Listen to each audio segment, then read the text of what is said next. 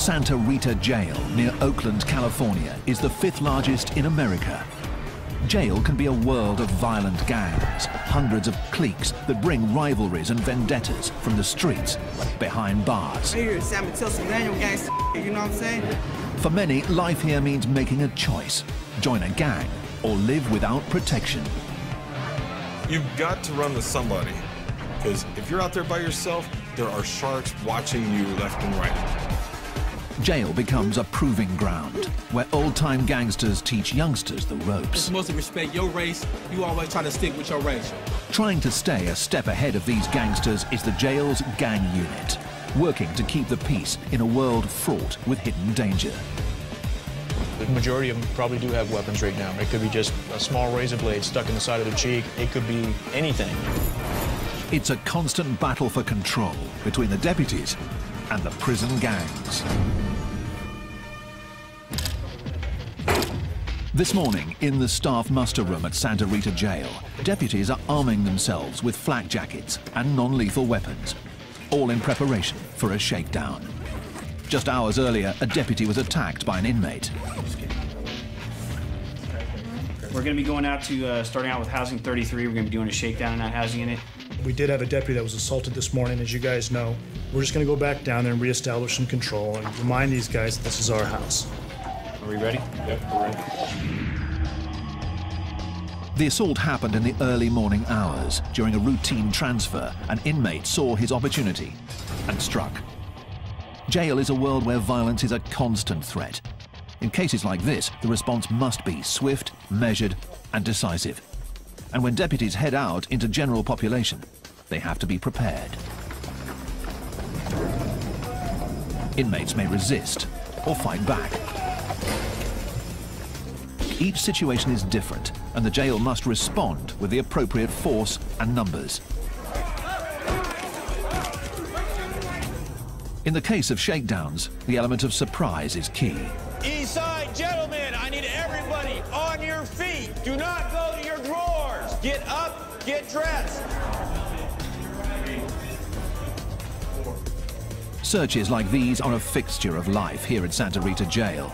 But when a deputy is attacked, everything becomes more intense, and even the slightest show of defiance can get an inmate handcuffed. Turn around, put your hands behind your back. Stop. Let's go. The deputies search every cell and turn over every bunk. Their aim is to find contraband, like weapons, drugs, and alcohol. Already the search is getting results. They uncover dozens of containers of homemade alcohol called Pruno. Throw some sugar in there and apple juice, and then just tighten it up, and it just starts fermenting. It's the catalyst for a lot of fights. People start drinking, and they get that liquid courage, and then a lot of fights break out. We do this on a routine basis. However, if you're going to be that housing unit that today you're going to threaten our staff, well, we move you to the top of the list. And today, they threaten our staff. Based on an assault that took place this morning, we move them to the top of the list. More than 150 inmates will be searched today, yielding gallons of alcohol. But the fight for control here is never ending, driven by one simple fact: this is the 5th largest jail in America.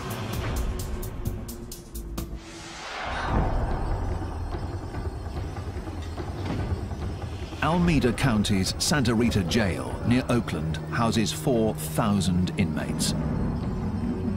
18 housing units stretch the length of the sprawling facility, a full half-mile from end to end. There are 2 wings. The east side has protective custody units and minimum security dorms that house more than 300 inmates. On the west side, maximum security inmates are housed in double-bunked cells, and administrative segregation units hold problem inmates on lockdown 23 hours a day. As many as 60,000 inmates pass through here each year, creating an ever-changing inmate population, and the threat of violence is always present. Heightening that threat is a stark reality. 40% of Santa Rita's inmates come from Oakland, and Oakland has a serious gang problem. Down in the East Bay. A barrage of bullets. Another deadly shooting in Oakland. We got the 9. The gangs here have contributed to a violent stretch in Oakland. More than 100 murders 4 years running, and over 22,000 violent crimes. It all adds up to a steady stream of fresh arrests, headed straight to Santa Rita.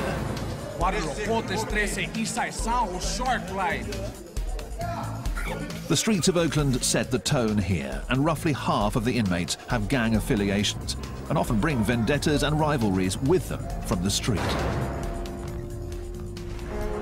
Keeping control means constant vigilance that begins the moment inmates walk through the door. Deputy Terry Carson is working at the intake area, known as ITR.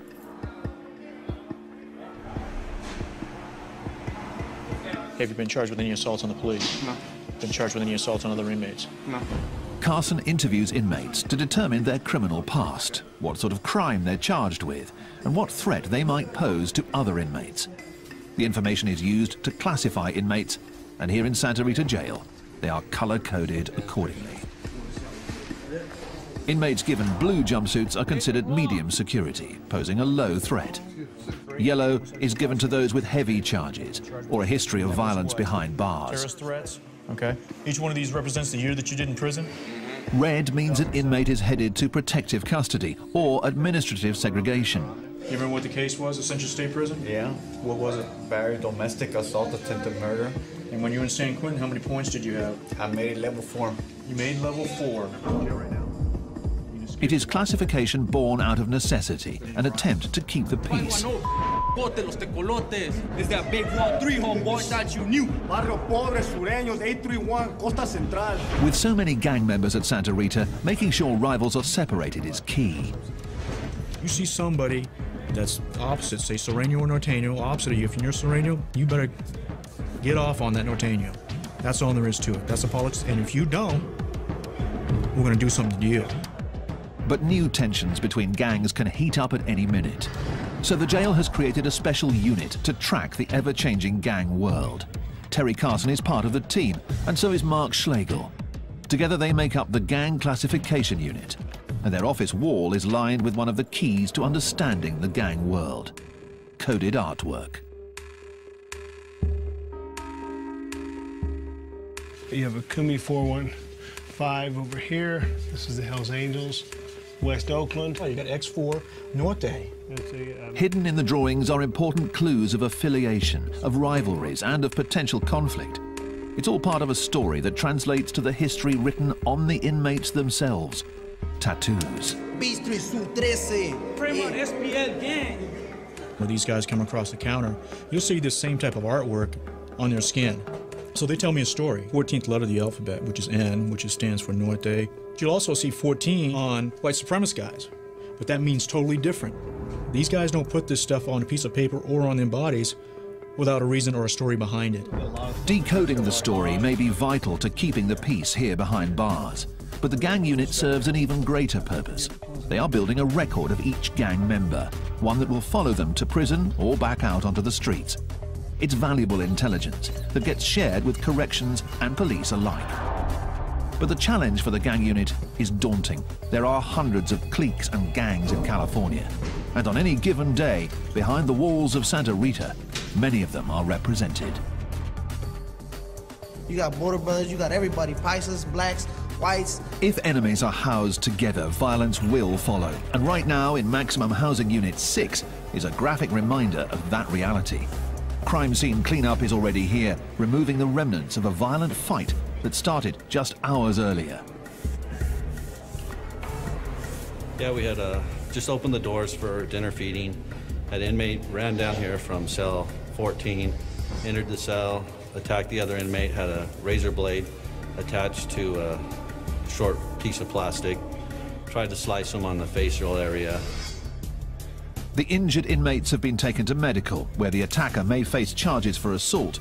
It's still unclear whether the fight was gang-related.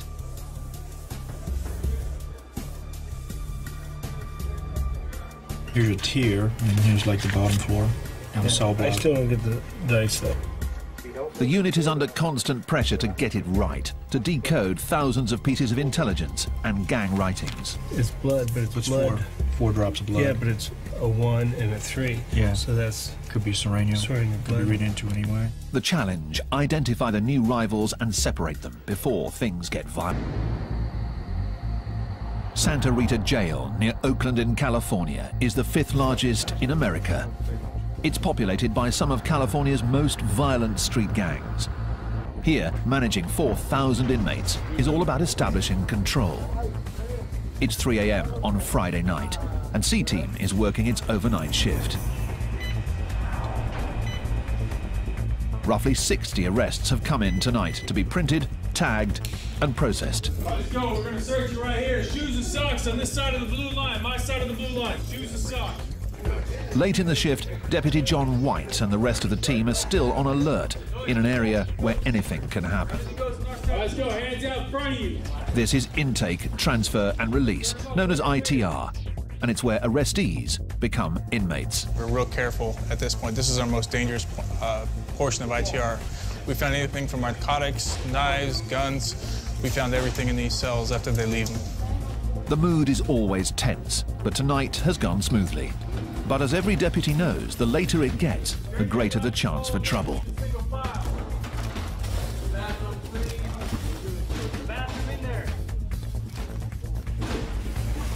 We're roughly 10 hours into our shift right now. Every minute, every second, you have to be attentive to all your surroundings.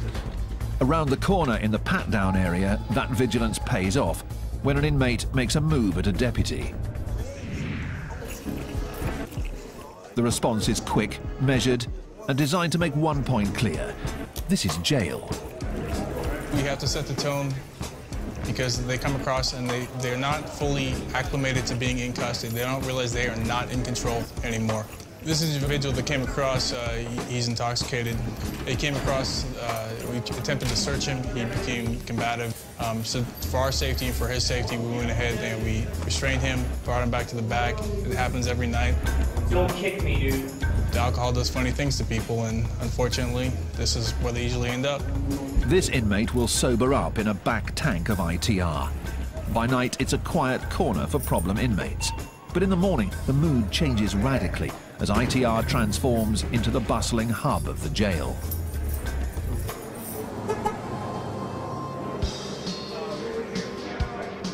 There are more than 30 tanks here, and on average, 400 inmates move through here each day.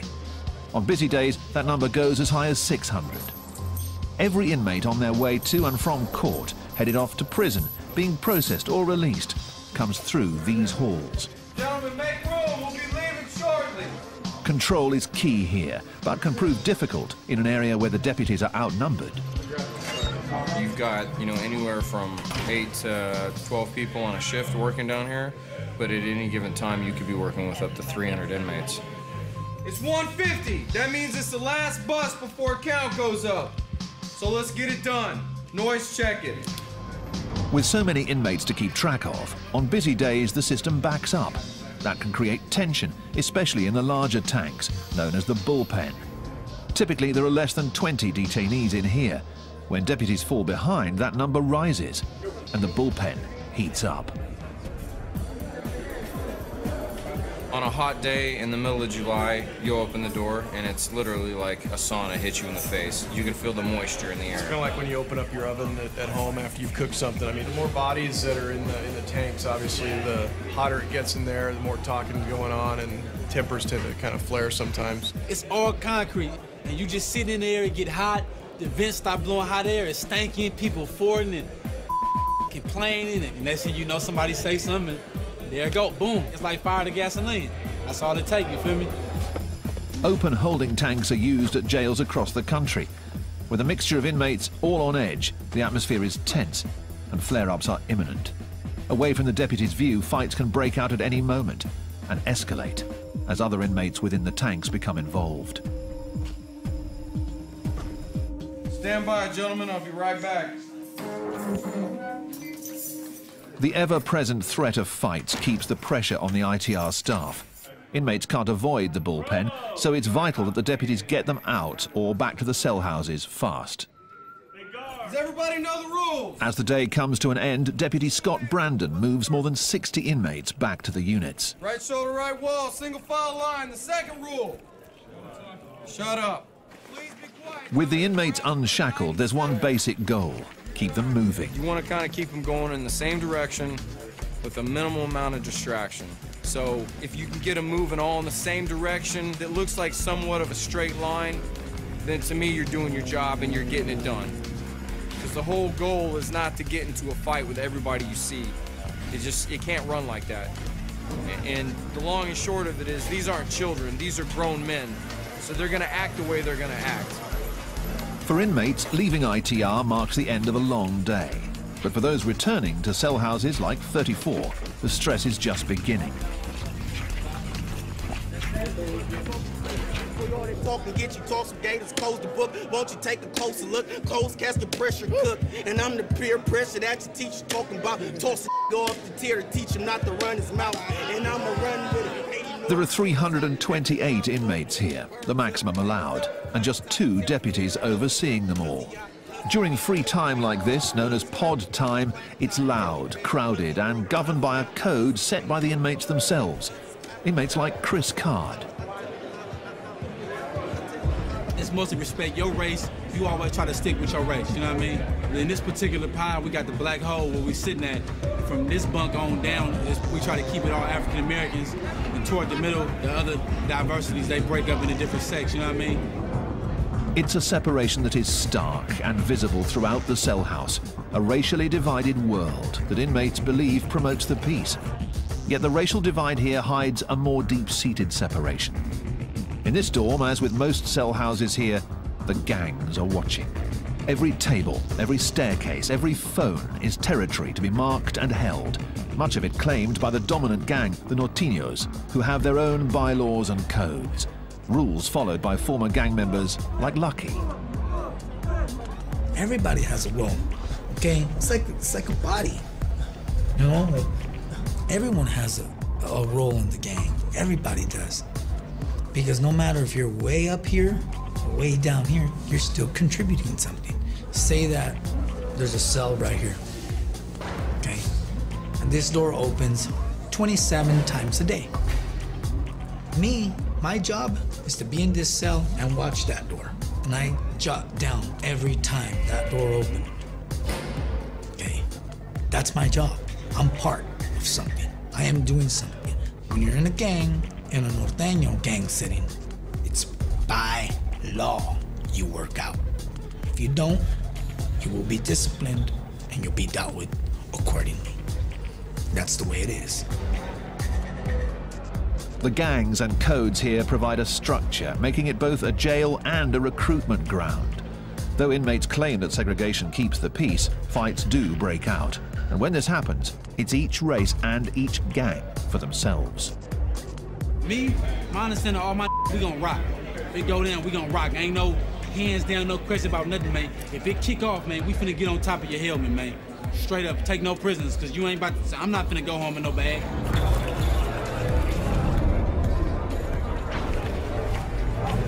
Lock down, fellas. Let's go, fellas, lock down! After 3 hours, pod time comes to an end and the inmates head back to their cells. The deputies walk through each of the tanks, where 36 men are double bunked behind mesh for the night. They confirm that all are present and accounted for and perform a final spot check for any contraband. In dorms like 34, the numbers are heavily in favor of the inmates. So for them, lockdown means the night is just beginning and it's time for a cell house party, a feast of food purchased from the jail, complete with homemade alcohol. We can't let the police see this right here, man. This right here, man, knock you on your Tonight we making gumbo, oysters, chicken, tuna, rice. We all put it in, you know, I mean, we eat like kings in here.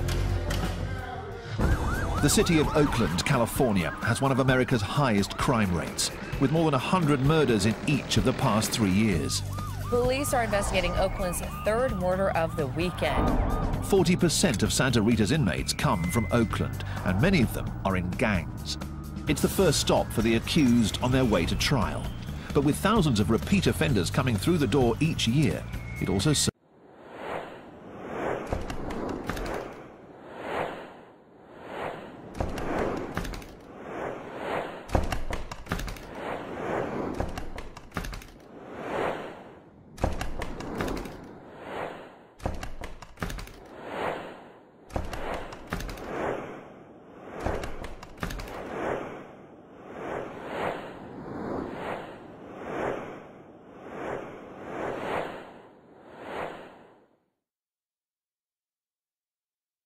serves another purpose. Santa Rita is like a training ground for prison. On the jail's east end, Dorm 34 is heading outside for a weekday ritual. Yard call. All 328 inmates are out together, and while it may seem like a time for recreation and games, there's much more going on than meets the eye. From the guard tower above, deputies Mark Schlegel and Terry Carson of the Gang Classification Unit look on. Being able to sit up here and watch people work out in the yard, you can see if there's tensions going on, who's got some authority, and who the bodyguards are. As you look down here, you can see that all our Northern Hispanics are down here at the end of the yard doing their workout program. Push-ups and all the different types of exercises they got going on, and then talking about business at the same time. And they're positioned in certain places to keep an eye out of what's going on, you know. If you look down there, you see a guy, he's all by himself, standing by them pull-up bars right down there. See how he's standing there with his back to them guys working out? He's standing guard. The yard is all about territory. Different gangs carving up their own sections, their own turf. Norteños control the handball courts. Black gangs rule the basketball court.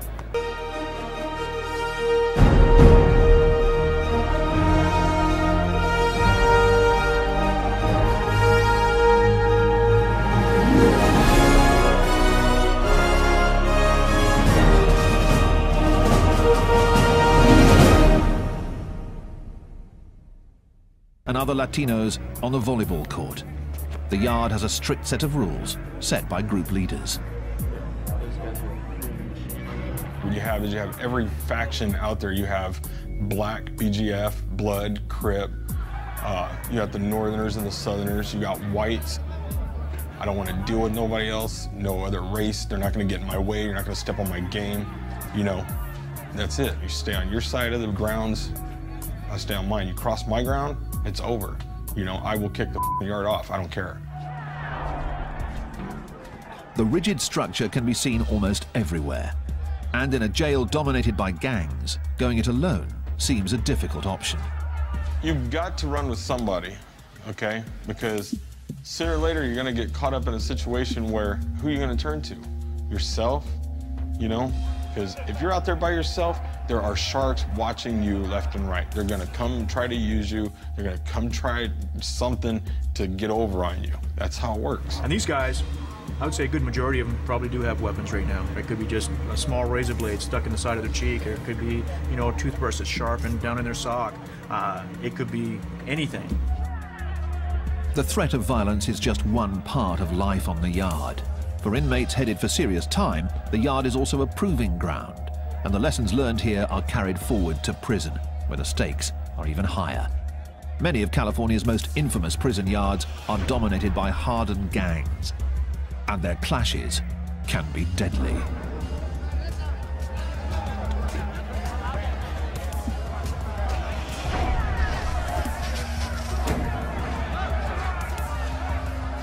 Even in this seemingly chaotic environment, the rules of engagement are strict and clear. Whoever's having the issues against each other, their channel or their shot caller will come and let you know, hey, back the up for a while, we're going to go get off.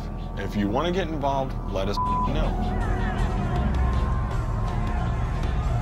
You have to know who's who over or who's helping who out to know when it's going to jump off. But you can pretty much tell. I mean, you'll see it. You'll see the grouping up. You'll see everybody getting in position, and then next you know, it's mayhem. This riot at California's Pelican Bay prison probably started after tensions built between rival gangs. The conflict lasted for more than half an hour as corrections officers tried to regain control. In the end, more than 20 inmates were injured. The threat is always there. You could walk past some guy and look at him just like, you know, the sun be in your eyes, and you look at him with your eyes like, you know, and then he'll run up on you. What the hell are you looking at? Nothing. Oh, I'm not nothing. See, and it could go just a domino effect of, you know, you're just saying the wrong things. The constant threat of violence has created a surprising shift. Gang members behind bars are turning their backs on gangster life. They're called dropouts, and they make up more than half of the inmates in protective custody here at Santa Rita. And Brian Curlis is one of them. Leaving gang life behind is no easy task. Curlis is in on a parole violation and is waiting for his sentence, which could mean a return to prison. He has a coveted job as a pod worker, but his criminal record makes him a 3 strikes candidate, meaning a new charge could get him a life sentence. And as a former gang member, the aggressive mentality runs deep. It's like now I'm a worker here. I tell people straight up, if you don't like the way I'm doing something, here's where I live. Come and see me at breakfast, you know? I don't have no problem with it. But at the same time, I don't want to get in a fight because I'm a 3-strike candidate, you know? It's like, I don't know. Curlis is walking a fine line. One slip could land him behind bars for 25 years to life. Santa Rita Jail holds criminals from some of Oakland's most dangerous gangs. For gang members, cell houses and yards are a harsh training ground where the inmates are indoctrinated into the gang code. For the deputies, keeping the peace is a never-ending challenge that requires more than just watching over the inmates. It requires constant surveillance and vigilance. And today, in Dorm 32, deputies Carson and Schlegel of the gang unit are following up on some fresh intelligence. Time for pod time, pod time. Lower tier, stay off the carpet. Upper tier, stay off the stairs. Once all the doors are closed, I'll flash the lights. Again, this is pod time. Apparently about a week ago, from the information we're getting, they removed some of the guys that had a lot of say in this pod for the Northern Hispanics. They were taken out. And during that time, you have a void there, so there's always going to be a little power struggle within the group to say who's going to step up and call the shots. In the rigid gang structure behind bars, the shot caller is the one in charge. He runs the dorm, decides who fights who, but he also keeps the peace. Without him, even more fights could break out. So the gang unit is trying to figure out who is stepping up next. Figuring that out can be tough in this constantly shifting environment. One of the things that they do as leaders is to help train everybody else that's coming in here, or make sure that people understand, you know, the structure in there. This is a county jail. When you're in the county jail, it's not like we're in prison where people are in there for years at a time. They're in for short periods of time, and so there's a lot of turnover and there's a lot of people coming and going. That constant turnover is one of the key challenges to keeping control here. Santa Rita sees nearly 60,000 inmates each year from all over Alameda County, so rivals from the street can easily end up housed next to each other, and that can spell trouble. Just as the jail is constantly looking to classify any incoming gang members, the gangs themselves have their own strict classification process. And just like the jail, it begins from the moment an inmate walks into a new cell house. When they come in, they have to check in, and when they check in, they have to give, from the time they started coming into custody, the first crime that they ever committed to up until now, they have to list each and every crime that they committed, where they went, where they stayed, what state prison they were in, who this cellie was, and all that stuff. So they have to have that track record there. It's like writing up their resume. These gang resumes are compiled on notes and are the key means of communication between the gang members. The writing on the note is tiny, called micro-writing, and some get moved throughout the facility and checked out for intelligence on new inmates. Information flows from one end of this facility to the other end of the facility on a daily basis. And the reason why it does that, and our central location, a point is, if they want to get information out, they can put it on laundry carts, they can put it on our food carts, and go back to our kitchen area, which our minimum inmates work. And if they want to get information for, say, Housing Unit 7, the worker can go out there and put it onto a food cart or a laundry cart. It's an underground background check, a poll taken of the inmates in the jail to see whether a new arrival checks out and can be trusted. If a new gang member checks out, he assumes his role in the gang structure. If the information doesn't check out, the consequences can be severe. And over in the muster room for the maximum security side of the jail, a unit is gathering for an urgent mission. A deputy has intercepted a note that contains hints that there's a weapon in Housing Unit 7. And there's additional intelligence that an attack is in the works. One of the guys in B-Boy Pod is saying that they have a weapon, one RB constructed into a tomahawk. We're assuming RB is a razor blade. So that's kind of what we're going to be looking for. It could have been passed from B, obviously anywhere in the house. We're going to do A, B, and C pod as a search. In addition to rumors of a weapon in the dorm, the note lists the names of some norteños housed there. I have a list here, A, B, and C pod of some of the norteño known and just known affiliates. This dorm is the target for today's raid. Finding the weapon is the mission. It could be tucked in a book, could be anywhere. It could be a mattress that's sliced open, stuck in the foam, you know, anywhere. So we want to make sure we do a good job, especially with the northerner cells. We'll just go in, you know, do our job, get it done. The team moves out to Housing Unit 7, where the inmates are already on lockdown. When the deputies arrive, the water is shut off to prevent anything from being flushed down the toilets. We're ready.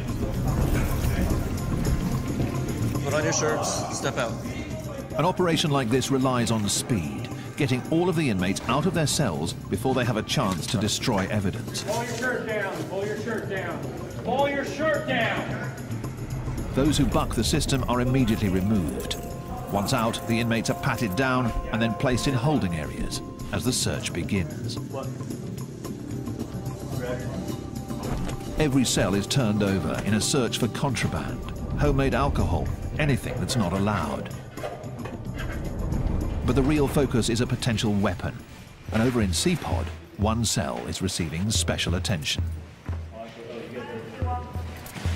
I found some information on the guy that's housed here, that he's good at making weapons. It's one of his specialties, I guess, that he called it. So this was my hopeful cell. I was hoping that it would be in here.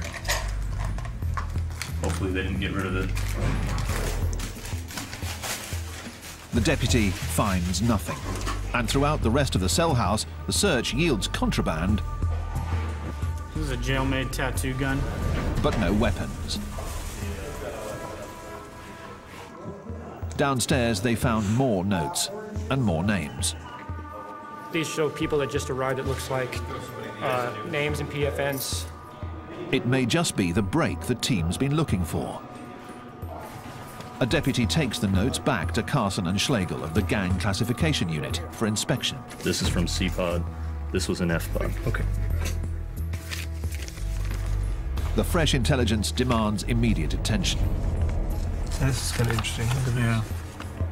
Decoding the writing is a tedious job, but buried inside could be more important information about gang members, weapons, and even new hits. Okay, and we know this guy. It will take hours to pore over the micronotes. So back in Cell House 7, the search for the contraband continues, and the deputies have had a lucky break. One of the envelopes was addressed to a cell in F-Pod, cell 1. We understand there's a newer guy that's over there of the Norteño affiliation, so we're thinking that they may have something over there as well. The focus of the search narrows. Now, rather than searching an entire pod, the team moves in on 3 cells, and one of them is the real target. The inmates are quickly removed, and the deputies move in, checking mattresses, combing through books, but still no weapon.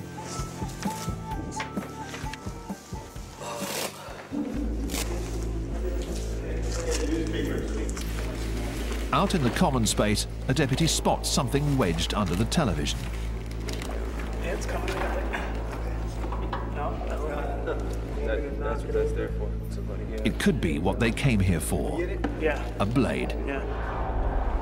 So they fit it up to slice somebody with. Yeah. See? The dangerous weapon is removed from Cell House 7. And for now at least, a possible gang hit is averted. Another small victory in a world where the threat of conflict is constant. Over in protective custody, Brian Curlis still marks his days at Santa Rita, trying his best to stay out of harm's way in a world of violence.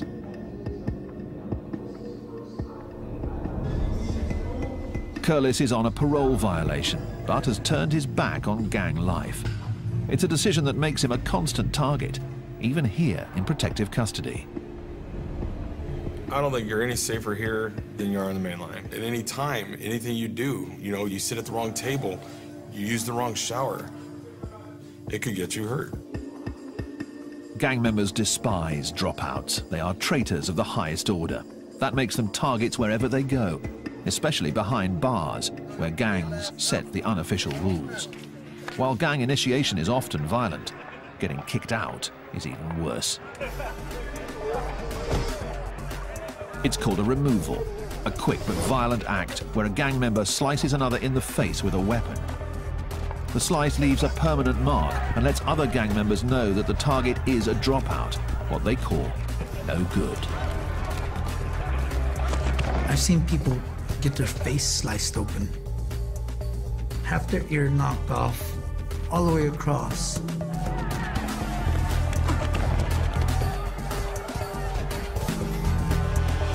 be a dropout, you know, it's like you're hated. You're hated a lot. People literally 100% want to kill you. By being placed in protective custody, the dropouts are already marked by the red jumpsuits they wear. So far, Curlis hasn't been attacked, but anything's possible in jail. It's something you got to deal with, you know. As you get older, you get wiser. If somebody starts assaulting me, I'm going to fight back. You know, I'm going to defend myself to the fullest. You got to be stronger than the average person around here. Curlis will soon find out his sentence. Until then, he's constantly on edge, always looking over his shoulder. Santa Rita Jail is a revolving door for some of Oakland, California's most violent gangs. An estimated 30,000 people with gang affiliations come through here each year, and deputies are always on their guard, always looking out for conflict. In intake, transfer and release, the day is just getting underway. A dozen deputies start their daily routine, moving 200 bodies through these halls. Gentlemen, we're gonna move down to the nurse. Remember our discussion. The quicker you guys do it, everybody cooperates, you get through fast. Terry Carson of Gang Classification is on his post at the front end of the system, screening the new intakes, trying to figure out whether they have gang affiliations and where to put them. Remember these street gangs? No. None? Any tattoos? No tattoos. Nothing. Nothing on your back? Nothing. The process of classification here is never-ending. It's a process designed to keep rival gangs separated and violence from breaking out. Despite their best efforts, clashes can happen at any time. Clashes that escalate as staff step in to break them up. Out on the maximum security wing, in Housing Unit 4, a deputy has been caught in the crossfire while breaking up a fight between 3 suspected gang members. The inmates are already on lockdown as an investigation is underway, and the pod is littered with the remnants of a brawl. The deputy on duty is still shaken after having a chair thrown at him. A search of the pod after the fight, all inmates were searched and jail-made weapons were located within the pod. It makes you think when you go running in there to protect these guys, if somebody's gonna stab you and or hurt you also. It could be a trap, you never know. In an isolation cell, the inmate who threw the chair is still being questioned. Threw a chair, threw a couple of chairs actually. To what? Protect yourself? Yeah. The deputies suspect that the fight was between rival gangs vying for power in the cell house. Since a deputy was involved, the punishment is stiff. This inmate may face new charges and more time for assault. Assign me a charge, really? Yes, you are.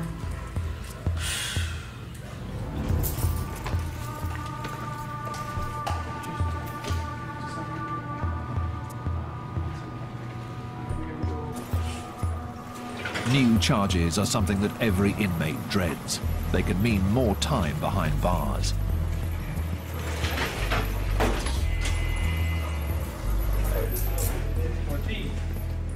Former skinhead Brian Curlis is trying to steer clear of getting new charges of his own. he's shipping out of Santa Rita, headed back to prison. Leaving jail behind means returning to a world where the convict code runs even deeper. As a gang dropout, he'll face challenges daily. But as a 3 strikes candidate, those challenges could have serious consequences.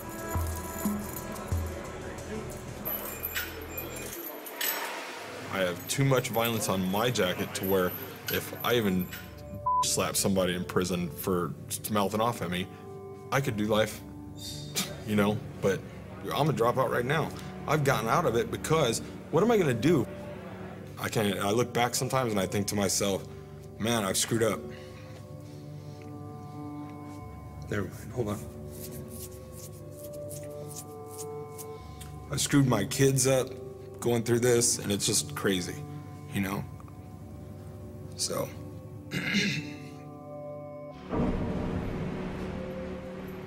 Curlis's sentence is 250 days. 250 days to toe the line and steer clear of fights. If he fails, it could mean a life sentence. The prison bus leaves, signaling the end of another day. Back in the cell houses, the evening brings with it a familiar sight. Deputies have formed a squad and are making their way across the yard. It's another shakedown, another attempt to remind the inmates of who's in charge. The battle for control between gang members and deputies never ends. Join cops patrolling the drunken states of America in a brand new look at US binge drinking next Thursday at 9. Stay tuned for Seconds from Disaster.